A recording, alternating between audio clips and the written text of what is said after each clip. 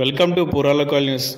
మానకొండూరు నియోజకవర్గంలోని బెజ్జంకి మండల కేంద్రంలో మహిమాన్విత పుణ్యక్షేత్రం శ్రీ లక్ష్మణనరసింహస్వామి బ్రహ్మోత్సవాలలో భాగంగా గోవింద నామస్మరణ నడుమ మంగళవారం సాయంత్రం ధ్వజారోహణ కార్యక్రమం అంగరంగ వైభవంగా నిర్వహించారు. సందర్భంగా గరుడ ప్రసాద ఆవాహన జరిగింది. గరుడ ప్రసాదం తీసుకోవడం వల్ల సంతాన ప్రాప్తి, ఏమైనా దోషాలుంటే తొలగిపోతాయని అనాదిగా భక్తుల విశ్వాసంగా వస్తుంది. అంతకుముందు ధ్వజారోహణ పటావిష్కరణ కార్యక్రమం నిర్వహించారు. గరుడ ప్రసాదం తీసుకోవడానికి పలువురు భక్తులు పోటీ పడ్డారు.